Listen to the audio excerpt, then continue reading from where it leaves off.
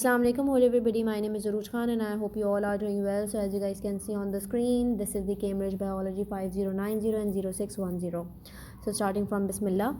So in this video, we are going to discuss about 5090 and 0610 papers criteria. What's there in this, what are the contents actually, what's there in the paper, what is the percentage and what are the differences. जब अगर आप for example if you are appearing for 5090 the criteria is different, if you are appearing for 0610 the criteria is different. So now let's talk about it. We are starting from introduction में सबसे पहले जो है वो आपके पास आता है 5090.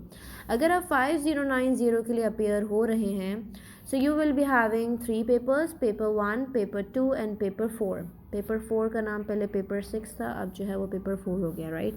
सो keep this in your mind as well. So in paper 1 you will be having multiple choice questions, MCQs, easy to go, right. Timings will be 1 hour and 40 marks for this paper 1, yani 40 marks 40 questions, simple. Grade weightage will be 30% and I really want to mark out with the another color for this percentage ताकि easy हो, सब नज़र आए, proper highlighted नज़र आए, ठीक है. For paper 2 you are having structured based questions, right. Structured based questions में क्या आता है वो तो हम बाद में डिस्कस करेंगे. सो बस keep this in your mind right now के paper 2 is based on structured questions, right. And the timings will be 1 hour 45 minutes, right. And marks will be 80. इसमें जो है जितने भी क्वेश्चंस होते हैं उन क्वेश्चंस में मार्क्स डिस्ट्रीब्यूशन डिफरेंट है, कोई 1 mark 2 mark 5 mark, right, just like that, right. And the grade weightage will be 50%. Now again I really want to mark this percentage with another highlighted color, right. And then again if we come towards to this part paper 4 which is alternative to practical, ठीक है. आपके पास paper 4 is not the practical examination type of paper. It's like the more alternative to practical where you are actually not performing but you are giving the answers. The questions are like that, right. So the timings will be for paper 4, the timings will be 1 hour, right, and the marks will be 40, right, and the grade weightage will be 20%. Now again I really want to mark out this part 20. So now all together 50, 30, 20 and then 100%, right. So this is how it actually works for 5090. ये तीन paper होते हैं आपके. 3 paper में ये इसकी distribution है grade के हिसाब से, मार्क्स के हिसाब से, टाइमिंग्स के हिसाब से, और जो उस टाइटल दिया हुआ है उस टाइटल में क्या डिस्क्रिप्शन है वो तो हम आगे ही डिस्कस करेंगे. Now moving ahead to the next part which is P3. यहाँ पर मैंने एक और स्लाइड डाली हुई है which is P3 exceptional practical test. अगर P4 के लिए कोई अपेयर नहीं होता, P3 के लिए अपेयर होता है तो ये प्रॉपर प्रैक्टिकल टेस्ट है. अब इसमें भी डिस्क्रिप्शन है, दोनों में फ़र्क है, कुछ चीज़ें जो है वो वेरी करती हैं, और जाहिर है paper 4 is alternative to practical so there is no practical examination, no practical performance, but in P3 there is practical, this is a proper practical test, right. So now moving ahead to the next part which is the we have discussed about the 5090. So this part is for 0610. Now in 0610 if you are appearing for 0610 biology, right, so you are having 2 parts, the core part or the extended part, right. In core you will be having 3 papers, paper 1, paper 3 and paper 6. Now see the numbering of the paper is different. For like if you talk about the 5090, the paper 3 over here is called as paper 2 in 5090. Paper 6 over here is called as paper 4 in 5090. So you have to be mindful, right. So paper 1 multiple choice questions, again same thing, MCQs, right, simple, easy to go. Now for IGCSE 0610 the timings are different, right. If you are talking about paper 1, so you will be having 45 minutes for this paper. Marks will be 40, same as before. Grade weightage is 30%. Now again I really want to mark this percentage with another highlighted color, right? So moving ahead to the next part, which is, no, the color is purple, right? So paper 3, which is theory paper, right? And the timings will be 1 hour 45 minutes, right? Marks 80 and the grade weightage is 50%, right? So this is how it works for. Now paper 6 is alternative to practical, right? Again, if there's no specific practical examination or specific practical performance in the paper 6, so timings will be 1 hour, marks will be 40 and grade weightage will be 20%. Now again, if we calculate all together, so it will convert it into 100%. So this is how it works, the paper distribution, according to the percentage wise, according to the marks wise, according to the timings wise. You need to look into it, ठीक है? Now if you are talking about the extended part in IGCSE 0610, if you are talking about the extended part, तो इस सब का criteria बिल्कुल same है for extended part भी, सिर्फ papers की numbering में difference है. Paper 2, paper 4 and paper 6. Paper 1 for core part, but paper 2 is for extended part. Paper 4 for extended part, but paper 3 for core part. And for paper 6 same. And the criteria, if you are talking about the criteria, अगर हम इसके criteria की बात करें, जो हमने जितनी भी क्राइटेरिया की बात की है, सो इन सब में सेम ही है, right? So this is how it works in IGCSE 0610. Paper numbering, paper marks distribution, paper grade weightage and timings as well. Now moving ahead to the next part, जो कि बहुत important part है, which is the assessment objectives for paper 1, paper 2 and paper 4. ठीक है, paper इनके assessment objectives की अगर हम बात करें, so now let's discuss what's there actually in paper 1 and paper 2. Assessment objectives आपको ये बताता है कि what will be there in the questions. आपको actually biology for paper 1 paper 2 prepare कैसे करना है. तो प्रिपेयर करने के लिए you will be needing some kind of information about biology, ठीक है, जिसमें आपके पास आता है साइंटिफिक फिनोमिनाज, राइट? जितने भी साइंटिफिक फिनोमिनाज आपके टोटल कोर्स में होंगे, उन सबको आपको अपने दिमाग में रखना है, right? If they are talking about the facts, if they are talking about the laws, any kind of laws, any kind of definitions, like अगर आपसे पूछा जा रहा है कि भाई ऑस्मोसिस की डेफिनेशन बताएं, तो आप ऑस्मोसिस की डेफिनेशन बताएंगे. अगर आपसे डिफ्यूजन की डेफिनेशन पूछी जा रही है, तो आप डिफ्यूजन की डेफिनेशन बताएंगे. अगर आपसे कोई भी ऐसी डेफिनेशन पूछी जा रही है जो आपने स्टडी करी है, तो वो डेफिनेशंस में आता है.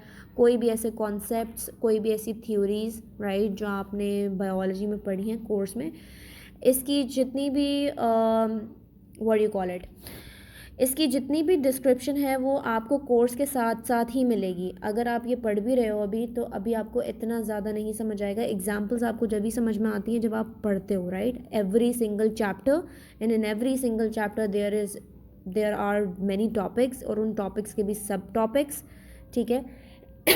Sorry. So you will get to know about that. So अच्छा, सबसे इम्पॉर्टेंट चीज़ जो मैं बार बार पॉइंट आउट करती हूँ, that is the scientific vocabulary, right?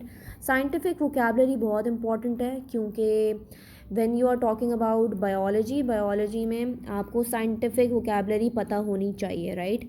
ऐसा नहीं है कि आप अपनी मर्ज़ी से वर्ड्स यूज़ करें, मगर like you should be like sounds more professional when you are talking about biology, and when you are talking about, और whether you are going for the paper, you must know that what are the scientific vocabularies, what are the terminologies, what are the conventions, right? यानी मतलब symbols हो गए, quantities हो गई, units हो गई, सब आपको पता होना चाहिए कि आपको एक्चुअली जब आप कोई क्वेश्चन को सॉल्व करते हो, या आपको कोई भी ऐसा क्वेश्चन एक्सपीरियंस करते हो, तो उसमें आपने उसको उसी तरीके से आंसर करना है जैसे बायोलॉजी मांगती है.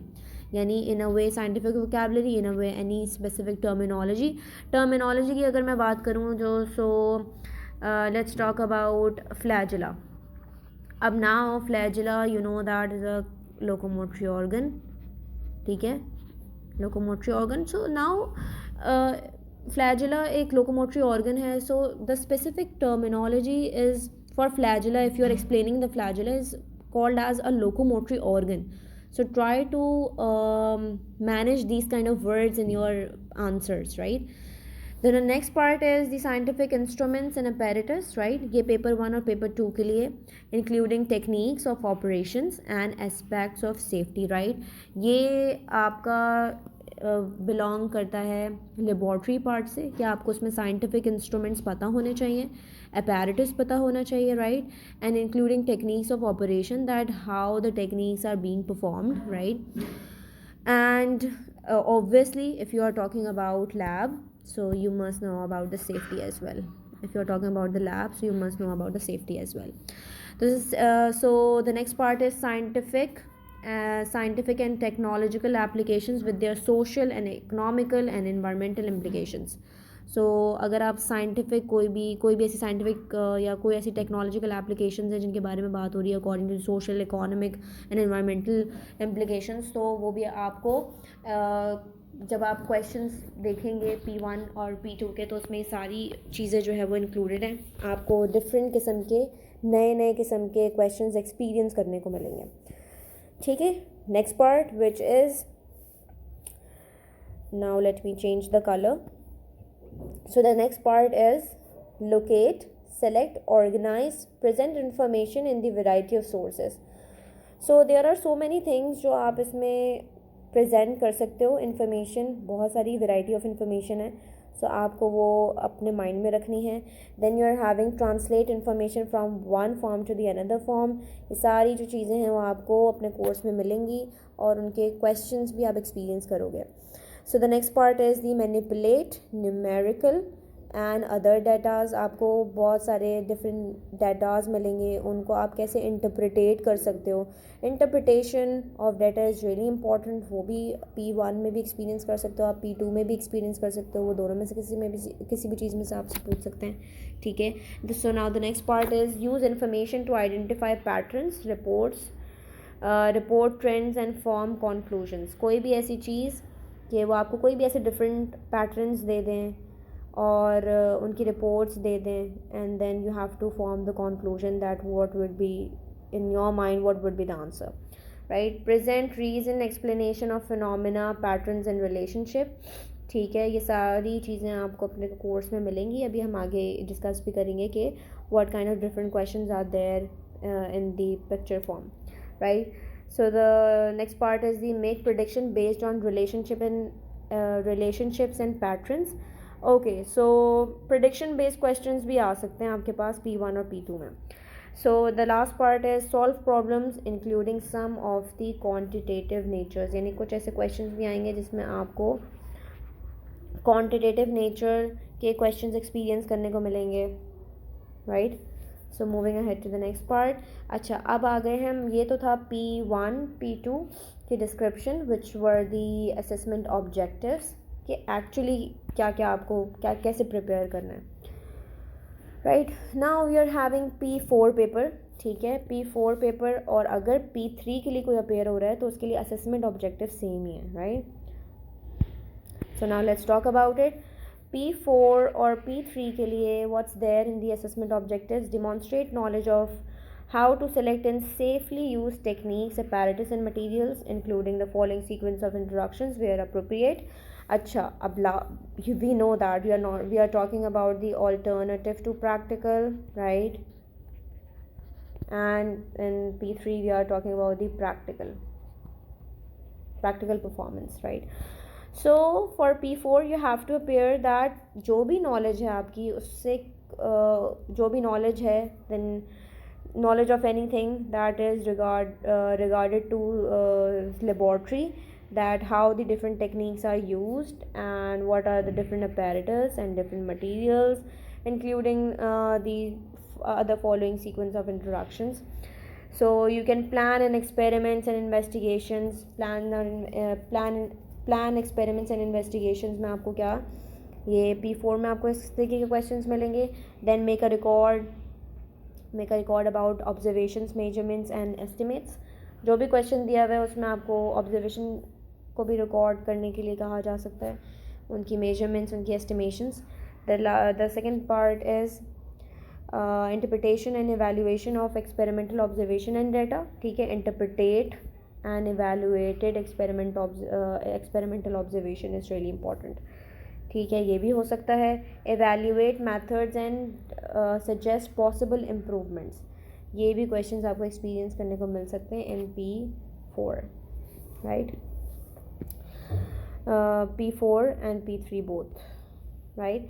So now here, as you can see on the screen, this is, I have like take it out this P1 part. I took it from P1. If we talk about P1, ठीक है. So if you see over here in question number 25 and question number 26, so you can see over here कि आपके पास कैसे questions की variations आती हैं. ऐसा नहीं है कि अगर MCQs बेस्ड पेपर है तो वो सिर्फ आपको 4 नॉर्मल टाइप के क्वेश्चंस दे देंगे और बोलेंगे कि जी select this, or not the normal type of questions. This will be variated part. मतलब चार्ट्स की फॉर्म में हो सकता है, ग्राफ्स की फॉर्म में हो सकता है. अभी जो आपको 2 क्वेश्चंस नज़र आ रहे हैं, the graph shows the changes in the diameter of person pupils while outdoor on a sunny day, at which time did the person take off their glasses. अब आपको एक यहाँ पर डायमीटर दे दिया प्यूपल का, राइट, और यहाँ पर आपको टाइम दे दिया, और यहाँ पर आपको एक ग्राफ बना के दे दिया है कि अब आपने जज करना है कि what happens to that person जब उसने अपने ग्लासेस उतारे, राइट. सो P1 में आप ऐसे भी एक्सपीरियंस कर सकते हो questions which are graph based. ठीक है, then another question is the same thing. The graph shows the blood glucose concentration of a person in the hours after eating breakfast at 7, right. अब आपको उन्होंने blood glucose concentration भी बता दी, right, और यहाँ पर आपको टाइमिंग भी दे दी और एक ग्राफ शो कर दिया. This is the graph, right, और उन्होंने आपको 4 ऑप्शंस दिए. So now according to this you have to solve the answer and कैसे आप इन 4 ऑप्शंस में से सेलेक्ट करेंगे. सो इस तरीके की ग्राफ क्वेश्चंस भी आ सकते हैं. Sorry.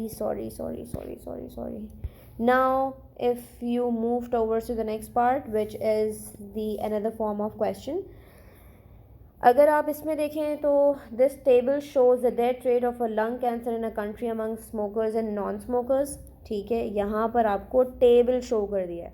Now again this is the P1 part, लेकिन क्या है, ऑप्शंस तो आपके पास हैं, लेकिन the question variation is if you talk about the assessment objectives, that how the question of variation is being there in papers. So we will say कि over here there is a table shows. अब now table को देखते हुए the average number of cigarette smokes per day, this is the table. ठीक है, यहाँ पे data दे दिया. हमने अभी पीछे पढ़ा कि डाटा या उससे रिलेटेड कोई इन्फॉर्मेशन आपको दी है तो उससे आपको एवेल्यूएट करना होगा और आपको अपना आंसर इंटरप्रिटेट करना होगा. Deaths from lung cancer per year. ठीक है, यहाँ पर आपको ये भी सारी इन्फॉर्मेशन देने के बाद they will give you the options and then you have to select your most accurate answer, right. So ये भी एक क्वेश्चन का पार्ट है. Now if you see on the screen this is for P2, right? This is for the P2. अच्छा, now if you see this question carries 6 marks. ठीक है, अब 6 marks का ये question है तो ये specified इसमें आपको काफ़ी सारी चीज़ें mention करनी है, right? So if you see this question, तो P2 में इस तरीके के भी क्वेश्चन आ सकते हैं कि वो आपको कोई पिक्चर दे दें, किसी प्लेट की पिक्चर दे दें या किसी भी फोटो माइक्रोग्राफ दे दें या इलेक्ट्रॉन माइक्रोग्राफ्स की जो फोटोग्राफ्स होती हैं वो दे दें, वट एवर. सही है. So if you see over here the bacteria show it shows the figure 7.1 what shows bacteria growing on the surface of a dish containing nutrient jelly, right. So this is actually a nutrient jelly जिसको हम agar भी कहते हैं. The paper disc such as M and N is actually placed on the plates on the agar, right, were soaked in solution in the different antibiotics concentration. अच्छा, ये जो basically लगाई गई हैं, डिस्क लगाई गई हैं, ये एंटीबायोटिक्स हैं basically, right. एंटीबायोटिक्स हैं, right, placed on the top of the growing bacteria. So bacterial culture was there on the plate and then फिर उसके बाद इन्होंने प्लेस किया, एंटीबायोटिक्स को प्लेस किया. And then after the incubation, जो मेजर इंक्यूबेशन होती है वो होती है 24 आवर्स की, राइट. एंड 24 आवर्स के बाद अगर आप उस प्लेट को निकाल के देखते हैं तो आप इनहिबिशन ग्रोथ चेक करते हैं कि व्हाट्स देयर, कितना जोन ऑफ इनहिबिशन आया, किस में आया, किस में कम आया, किस में बिल्कुल भी नहीं आया. सही है, right. So this is how it's actually there in the question. So if you see use the information above. अब आपको ये सारी इन्फॉर्मेशन यूज़ करते हुए you have to select and interpretate your knowledge according to the process of natural selection. अब आप जब topic आप natural selection पढ़ोगे तो उसमें आपने अपने सारे की पॉइंट्स अपने दिमाग में रखने हैं कि what's there actually and how it can be, you know, कैसे सर्वाइवल ऑफ द फिटेस्ट कोई चीज़ बनती है या क्या होता है, जो जेनेटिक वेरिएशंस क्या आती हैं. There are so many other things as well. So for this आपके पास ये 6 मार्क्स का क्वेश्चन है, उसमें काफ़ी सारी चीज़ें हैं जो इस आंसर में आएंगी. We will discuss it later on, ठीक है. सो बताने का मकसद ये है कि आपके पास इस तरीके के भी क्वेश्चंस P2 के अंदर आएंगे जो लॉन्ग आंसर्स भी हो सकते हैं, right. So now moving ahead to next part which is the another thing. अगर आप ये देखें तो ये आपको बताया है इन्होंने कि ऑन दिस पार्ट कि if you see the line graph of the heart rate against time. आपको और भी डिस्क्रिप्शन इसमें दी हुई है, join the points with rule straight lines. तो बेसिकली आपको ये एक फिर से अगेन आपको एक ग्राफ बनाना है, लाइन ग्राफ, राइट, और उसको पूरा कंस्ट्रक्ट करना है according to the given information, right. So now moving ahead to the next part. So ये सारी थी एग्जाम्पल्स फॉर कैसे जो है वो असेसमेंट ऑब्जेक्टिव्स जो हमने पीछे डिस्कस किए वो कैसे अगर उसको प्रैक्टिकल, अगर उसको एग्जामिनेटेड फॉर्म में देखा जाए तो वो कुछ इस तरीके के नज़र आते हैं. और अभी बहुत सारे पेपर्स हम डिस्कस करेंगे. सो you will see that what's more there in the papers, ठीक है. अब now if you see the contrast, basically the contrast course content between two these things we have discussed about 5090, right, and 0610. So if you see that the content overview for 5090 you are having the total 19 themes, right, and 0610 में total आपके पास जो themes हैं वो 21 है, right. दोनों में फ़र्क ये है कि 5090 में there is no drugs chapter is excluded, no drugs chapter, but it's there in the 0610 over here in the point number 15, right, chapter number 15. So it's there, the drugs chapter is there, so it's almost same, but ये है कि the drugs chapter is excluded in 5090. So now moving ahead to the next part. अगर हम इसकी concluded बात करें, so there are total 19 themes in IGCSE which is 5090 and total 21 themes in IGCSE which is 0610, right, and the excluded topic is drugs, right. Moving ahead to the next part. Achha, now for 5090 specifically I have divided this course into 4 parts. मैंने आपके course को divide किया है into 4 parts. Now let's discuss it. Okay, what's there?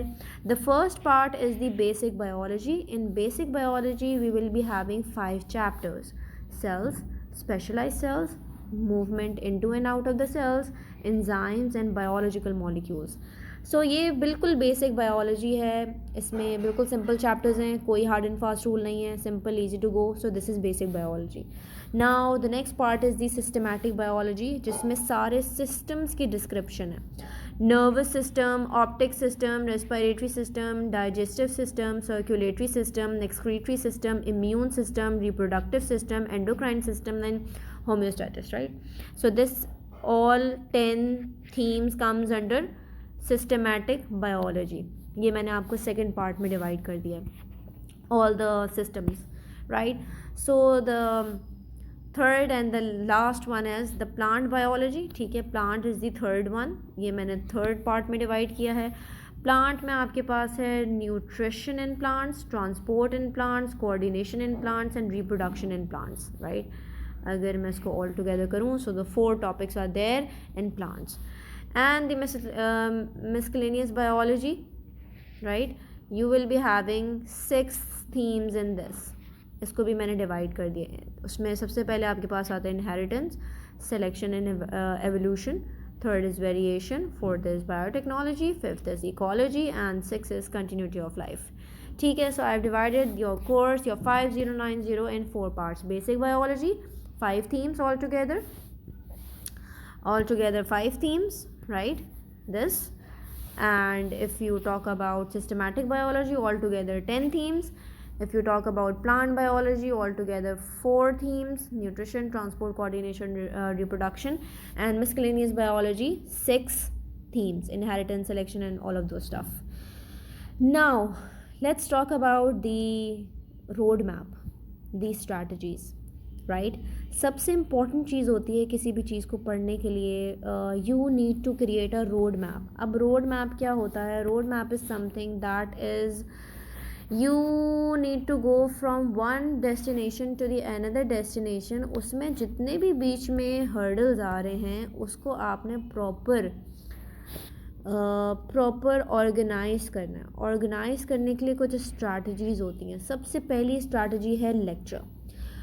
Weather किसी से भी आप पढ़ रहे हैं, आपको लेक्चर प्रॉपर लेना है। Sometimes and even specially in biology कुछ चीज़ें ऐसी होती हैं जो आपको वैसे नहीं समझ आती, लेक्चर के थ्रू समझ में आती हैं। कुछ चीज़ें ऐसी होती हैं जो लेक्चर के दरमियान आपके दिमाग में रह जाती हैं। सो lecture is really important. Lecture हो जाने के बाद lecture notes is really important कि आपने वो लेक्चर को नोट क्या किया है। Write down the few points. अगर फॉर एग्ज़ाम्पल बैक्टीरियल सेल की बात हो रही है फॉर एग्ज़ाम्पल, तो उसमें आप पॉइंट्स लिखें कि what's there actually in the differences. आपने हम जब एनिमल सेल पढ़ते हैं, प्लांट सेल पढ़ते हैं, तो हम बैक्टीरिया के भी सेल को पढ़ रहे होते हैं। So what's there actually if you are talking about the contrast, right, prokaryotic cell, eukaryotic cell, what's there the difference, ठीक है। सो लेक्चर नोट्स आपको बहुत ही कंसाइज और बहुत ही अच्छे आप बनाएं वाइल टेकिंग द लेक्चर। उससे होगा ये कि जब आप समरी पढ़ते हैं किसी चीज़ को तो वो आपको बहुत जल्दी दिमाग में रह जाती है, आपका टाइम भी सेव होता है and you will be not it's not like you will be not like a bookworm के बस पढ़ रहे हैं और कुछ हो नहीं रहा, right. So the next part is the teacher notes. Obviously जिस भी टीचर से आप पढ़ रहे हैं उनके नोट्स आप ज़रूर ले सकते हैं और उनके नोट्स लें and then try to make your answers more professional, ताकि जब आप आंसर करें किसी भी क्वेश्चन को तो उसके मार्किंग स्कीम पर आप बिल्कुल लाई करते हो, राइट, और उसी हिसाब से जो है वो प्रोसीड ऑन करें एंड देन यू विल इंशाल्लाह get the marks. The another part is the book reading. अब book reading is really important. Book reading आपको extra examples बताती है। ज़्यादा से ज़्यादा वो आपको पिक्चर्स मिल रही होती हैं उसमें, क्योंकि जब हम कोई चीज़ पिक्चराइजेशन फॉर्म में याद करते हैं या पिक्चराइजेशन फॉर्म में देखते हैं, विजुअल्स ज़्यादा होती हैं किसी चीज़ की, तो क्या होता है वो चीज़ हमें फॉरएवर के लिए याद रह जाती है। So book reading is the one of the most important part of any subject, ठीक है। Book reading is really important. Biology के लिए तो बहुत ही इंपॉर्टेंट है। For when you are talking about biology, book reading is really important, ठीक है। नाउ जैसे जैसे आपका कोई भी यूनिट या कोई भी for example cells, let's talk about cells, जैसे ही आपका सेल चैप्टर ख़त्म हो, just go for the topical pass papers, ठीक है, एंड टेस्ट। अब टॉपिकल पास पेपर्स में तो आपको बहुत ज़्यादा वैरायटी मिलेगी क्वेश्चंस की। जितना ज़्यादा से ज़्यादा आप न्यू क्वेश्चंस को एक्सपीरियंस करेंगे, you will be able to get the good marks. क्योंकि अगर आप कंपाइल करके कोई चीज़ करेंगे, फॉर एग्जांपल अगर आपने 5 चैप्टर्स या 6 चैप्टर्स को एक साथ करने बैठे हैं, so it's like boring. So make it more organize करने से क्या होगा कि बहुत अच्छे तरीके से you will be able to do it everything properly. Understanding अच्छी होगी, कॉन्सेप्ट अच्छे होंगे एंड मेस्ड अप नहीं होगा और बहुत ज़्यादा क्लैप्स नहीं करेंगे कॉन्सेप्ट्स और बहुत ज़्यादा मिसकंसेप्शंस नहीं होंगे। So do it once your chapter is done, go for the topical past papers and go for the weekly test पे भी जा सकते हैं, या 2 weeks के बाद आप कोई ऐसा छोटा सा अपना आपका ब्रेन टेस्ट कर लें या कुछ इस तरीके का. So for every single kind of chapter आपको इस तरीके से करना है, ताकि जैसे आपके पोर्शंस कंप्लीट होते रहें, उन पोर्शंस का रिवीजन आपके साथ साथ चलता रहे और पुरानी चीज़ें आप भूलोगे नहीं, इतना इजीली नहीं भूलोगे. So this is kind of the road map. So you need to keep this in your mind that how actually strategies आपस में कैसे काम करती हैं, राइट. So this is the book for Cambridge O-Level Biology, Hoddles Education. ठीक है. Now the last part of this talk is the summary. So summary में सबसे पहले तो हम ये बात कर लेते हैं कि पेपर पैटर्न क्या था वो डिस्कस कर लिया हमने, क्या वेरिएशंस थी उसमें वो डिस्कस कर ली, उनकी नेमिंग्स डिस्कस कर ली, उनकी चेंजेस डिस्कस कर ली.